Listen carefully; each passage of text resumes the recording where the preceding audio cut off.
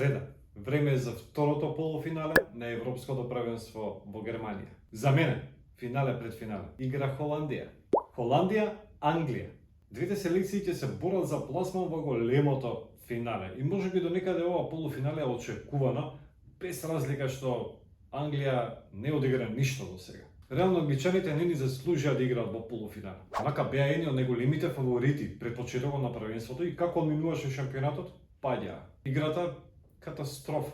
Во групната фаза запишаа само една победа против Словачка. Во осми на финалето се спасија во последните секунди, а во четврт финалето против Швајцарија Саутгейт пробуваше некои нови тактики со тројца бекови и така натаму, не знам што се дешаваше. Катастрофа. И Англија на крај нерешено, пенали и полуфинале. И нормално Саутгейт е задоволен. Не знам зошто, ама задоволен си е човекот, бе. Вика, покажавме карактер и тоа е најважно, а не убавата игра. Но може да му се заблагодари на шишето за вода на Пикфорд. Да, токму тоа шише е најзаслужно за пласманот на Англија во полуфиналето. Англиските фоторепортери открија дека шишето за вода на Пикфорд било повеќе наменско. Голманот на шишето направил список на сите потенцијални пеналџии на Швајцарија, а во редот за аканџи пишува: фрли се лево. Се фрли лево, му го фати пеналот и Англија во полуфинале. Холандија.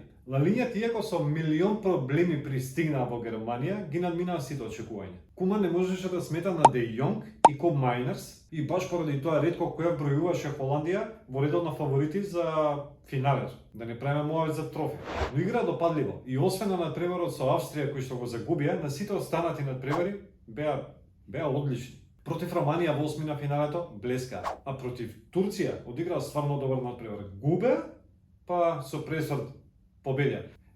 Турците беа фантастични. Тешко е да се победи таа селекција. И интересно, Холандија победи со автогол на Турција кој што беше 10-ти на Европското првенство. Гакпо е разигран. Прв стрелец на турнирот до сега. Одбраната цврста, средниот ред стабилен, Холандија мора да тепа. Четвртфиналните надпревари беа крајно издрабнети и 3 не завршија по 90 минути. Имаше продолжение. На 2 гледавме пенали. И сега може да биде слично.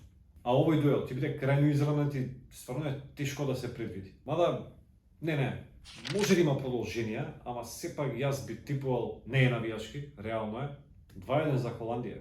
Морам нешто да ја прашам. Според италијанските медиуми и новинари, ова европско првенство е едно од најлошите во историјата. Ме интересира дали се сложувате со тоа или не. Дечки, доста е за денес. Се гледаме во финалето. До тогаш следете на социјалните мрежи на Инстаграм и на Фейсбук, лајкувајте, коментирате пред се, ставете subscribe на YouTube каналот BMG Network и бидете со нас. Да, се гледаме во финале.